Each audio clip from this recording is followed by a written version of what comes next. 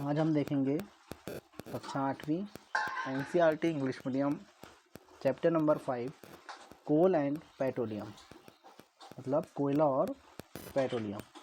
चलो स्टार्ट करते हैं।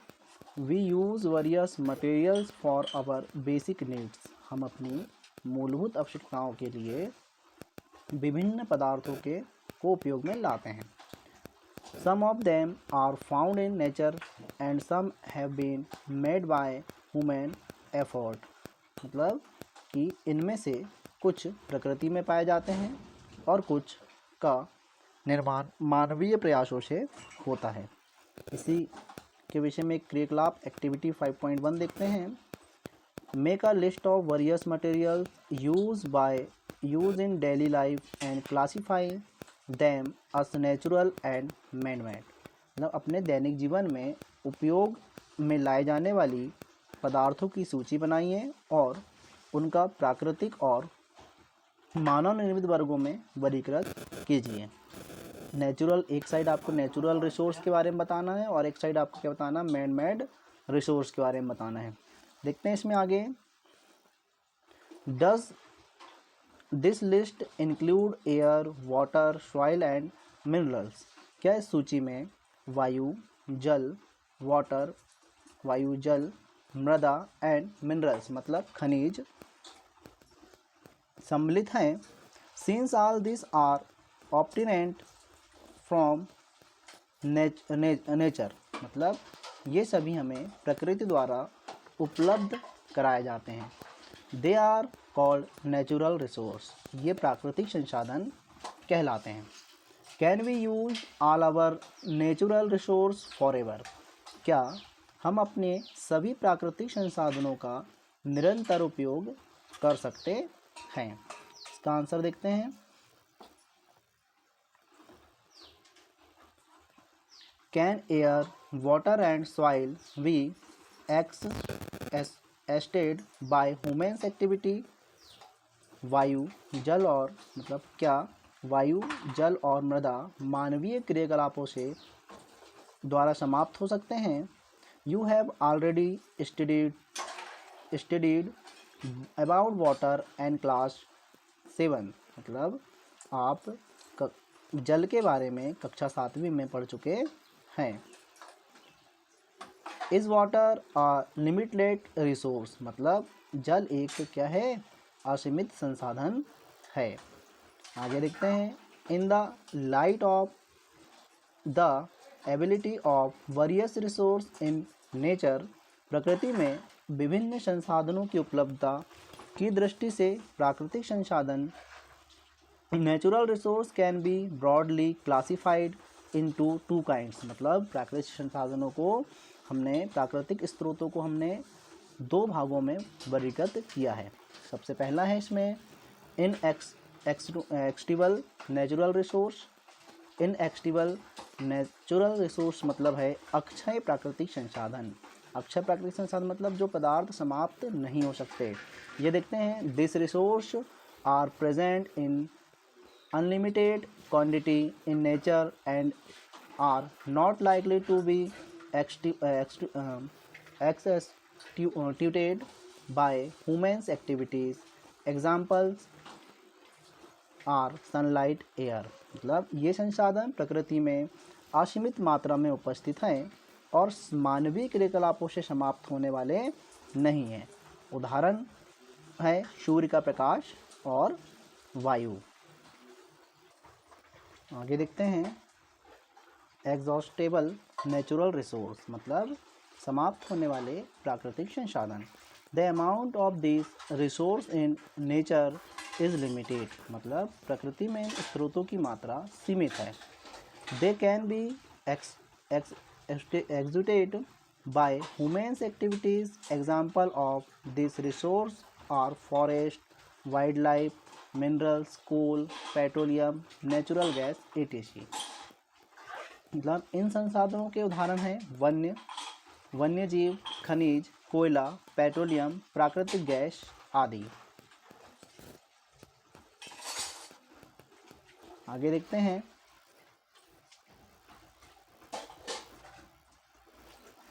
कोल इसके बारे में देखते हैं आगे अब कोल के बारे में। मतलब कोल मतलब होगा कोयला।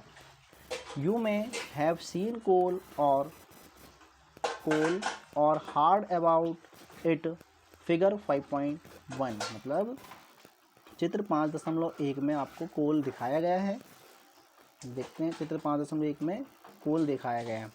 तो यू में हैव सीन कोल, क्या आपने कोयला देखा होगा या इसके बारे में सुना होगा। यह कैसा होता है, hard about it is a hard and us stone and is black in colour. मतलब यह पत्थर जैसा कठोर और काले रंग का होता है। Coal is one of the fuels use to cook food. मतलब खाना पकाने हेतु उपयोग में आने वाले ईंधनों में से कोयला क्या है आपका, एक है। Earlier it was use in railway engines to produce steam to run the engine. मतलब पहले इसका उपयोग रेल इंजनों को चलाने के लिए भाप बनाने में होता था। It is also use in thermal power plant to produce electricity. मतलब इसका उपयोग तापीय शक्ति संयंत्रों में विद्युत उत्पन्न करने हेतु भी किया जाता था। आगे, coal is also use as a fuel in various industries. मतलब कोयला का उपयोग विभिन्न उद्योगों में ईंधन के रूप में भी किया जाता है। आगे देखते हैं स्टोरी ऑफ कोल, मतलब कोयले की कहानी। देखते हैं कोयले की कहानी क्या है। Where do we get coal from and how is it formed. मतलब कोयला हमें कहाँ से प्राप्त होता है और यह कैसे बनता है।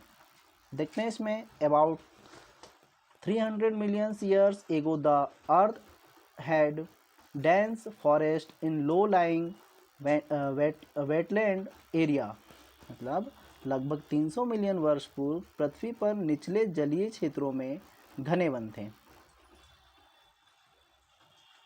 थे। बाढ़ जैसे प्राकृतिक प्रक्रमों के कारण क्या है, due to natural process like flooding this forest got buried under the soil. मतलब बाढ़ जैसे प्राकृतिक प्रक्रमों के कारण ये वन मृदा के नीचे दब गए। As more soil deposit over them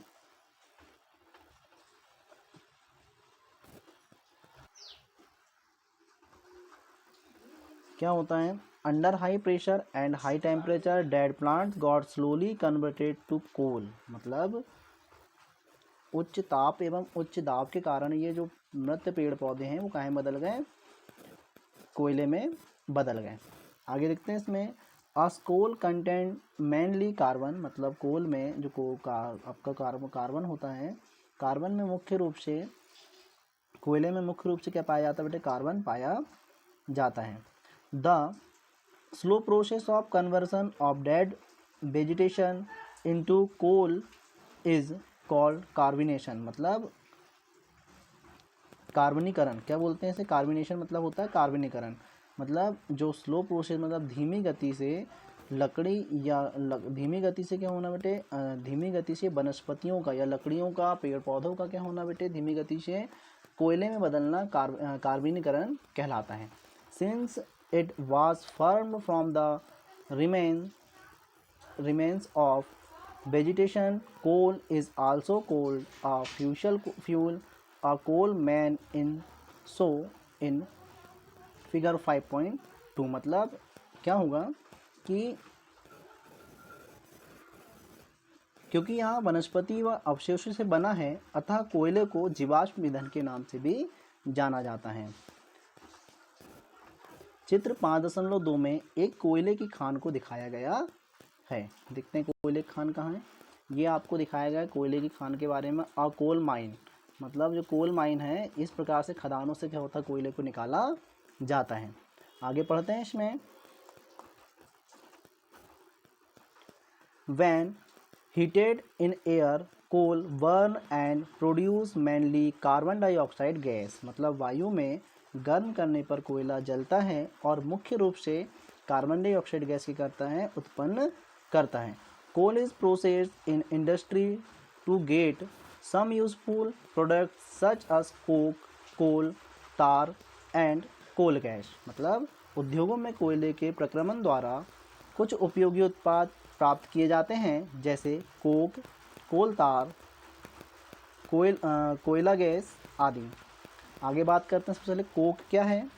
it is a though frost and black substance, it a almost pure form of carbon. मतलब यह एक कठोर, सरंध्र और काला पदार्थ है। यह कार्बन का लगभग क्या है, शुद्ध रूप है। Coke is used in the manufacture of steel and in the extraction of many metals. मतलब कोक का उपयोग हम कहाँ करते हैं बेटे, इस्पात के औद्योगिक निर्माण और बहुत सारे धातुओं के निष्कर्षण में किया जाता है। आगे बात करते हैं कोलतार की। It is a black thick liquid with unpleasant smell. It is a mixer